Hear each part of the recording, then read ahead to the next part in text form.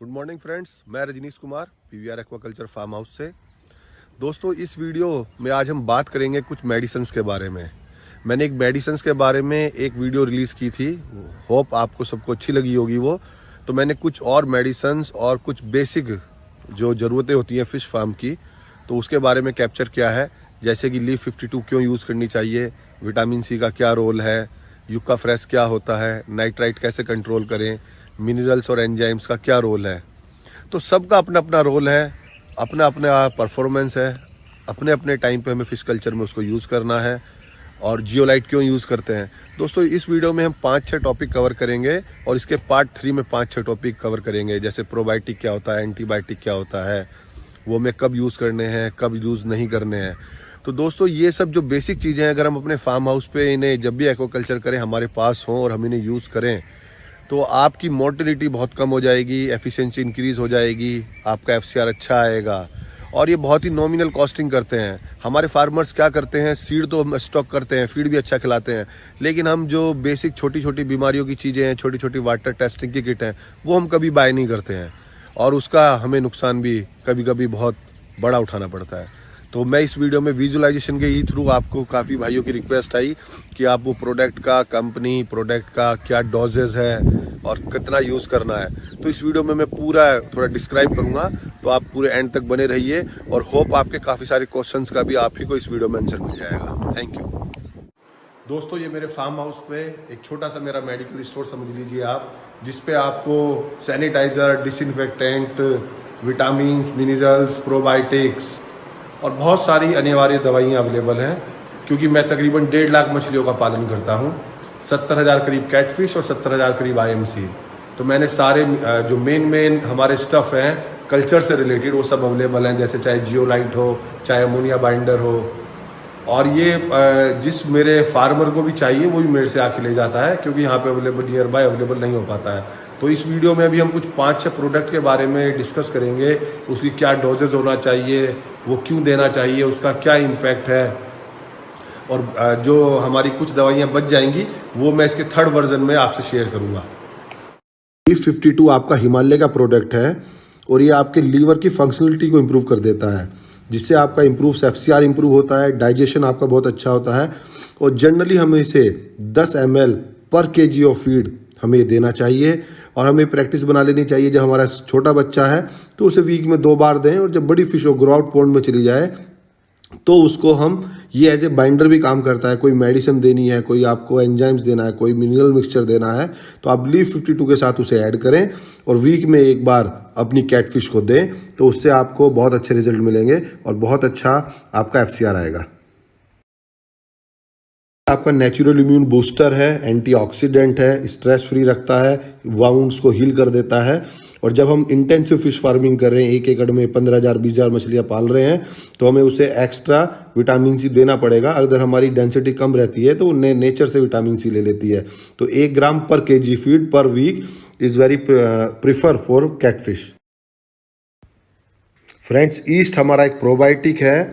ये हमारी डाइजेस्टिबिलिटी बढ़ा देता है, जिससे हमारी ग्रोथ पे इम्पैक्ट होता है। और हमें इसे भी 1 ग्राम पर केजी फीड में हमें अपने पॉन्ड में देना चाहिए अपनी फ़िश को, जिससे कि उसका डाइजेस्टेबल बढ़िया रहे और वो उसका प्रोटीन इंटेक बहुत अच्छा रहे। वाटर बॉडी में नाइट्राइट बन रहा हो और वो कंट्रोल ना हो रहा हो, जिससे मोर्टेलिटी हो रही हो आपकी, तो आप इस प्रोडक्ट को यूज़ कीजिए। न्यूस्पार्क कंपनी का है, आपकी मोर्टेलिटी 0 हो जाएगी और आपको बहुत अच्छे रिजल्ट्स मिलेंगे। ये आप ये क्या वाटर बॉडी और क्या बायोमास है, उसके अकॉर्डिंग हमें यूज़ करना होता है। ये है जियोलाइट। जियोलाइट क्या करता है, जब भी इम्बैलेंस होता है मिनरल्स का आपकी वाटर बॉडी में, तो ये उसको बैलेंस कर देता है। जितनी भी टॉक्सिक गैस होती है उन्हें एब्जॉर्ब कर लेता है, पीएच के आपको रेगुलेट कर देता है, आपके माइक्रो न्यूट्रिएंट्स को प्रोवाइड करता है, और अगर कोई स्मेल आ रही है तो उसको फिनिश कर देता है।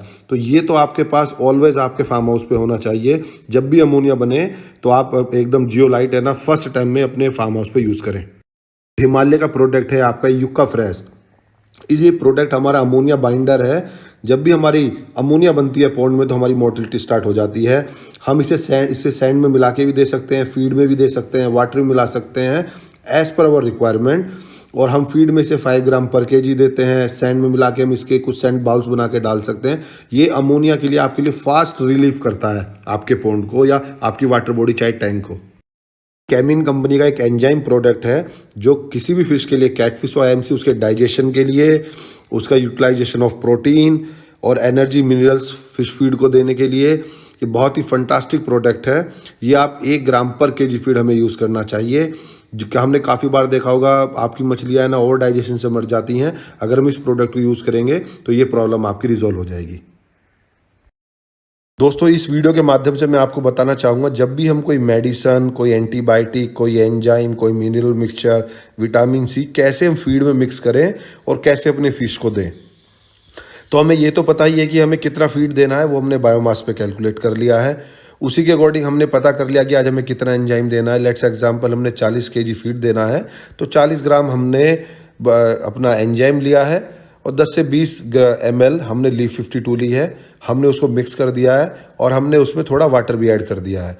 जब हम वाटर ऐड कर देते हैं तो वो, और हमने leaf 52 as a binder add किया है, तो ये वाली मेडिसिन जो हमारे पैलेट्स हैं उस पे जाके चिपक जाएगी और पैलेट उसको सोक कर लेगा। जब हम उसको फीड इनटेक करेगी तो वो 100% उसके स्टोमक में जाएगा और अपने रिजल्ट परफॉर्म करेगा। तो हमने जो भी फीड लेते हैं उस पर हम ऐसे यूनिफॉर्मली अपना, ये अगर हमारे पास स्प्रे मशीन है तो हम स्प्रे से भी कर सकते हैं, अदरवाइज मग से भी उसे डिस्ट्रीब्यूट करके हैंड से थोड़ा मैश कर लें फीड को, तो पैलेट सब जो भी हमारा लिक्विड है उसे एब्जॉर्ब कर लेंगे और फिर हम इन पैलेट्स को अपने पॉन्ड में या अपने टैंक्स में हम इसको फ्लोट करा देंगे। तो फिश खा लेगी, तब तक ये लीच करेगा कोई भी न्यूट्रिएंट्स पैलेट से, तब तक वो फिश के स्टोमक में रहेगा और उसके रिजल्ट बहुत अच्छे रहते हैं कंपैरेटिवली। अगर आप पॉन्ड में कोई मिला रहे हैं तो प्रेफर कीजिए कोई भी एंटीबायोटिक मिनरल्स हम फीड में ही दें रेदर देन वाटर बॉडी में। दोस्तों, इससे नेक्स्ट वीडियो में हम बात करेंगे प्रोबायोटिक्स क्या होते हैं, मिनरल मिक्सचर क्या होते हैं, एंटीबायोटिक्स क्या होते हैं और आपके इम्यून स्ट्रॉन्ग करने के लिए हमें क्या क्या मटेरियल की रिक्वायरमेंट है फिर अपने फिश फार्मिंग में। तो आप मेरे इसका 3rd वर्जन भी ज़रूर देखें तो आपको एक बेसिक आइडिया हो जाएगा एंटायर मटेरियल का कि कौन सी दवाई किससे रिलेटेड है। तो आप मेरा यूट्यूब चैनल सब्सक्राइब कीजिए और बने रहिए PVR एक्वाकल्चर पे for regular updates on fish farming.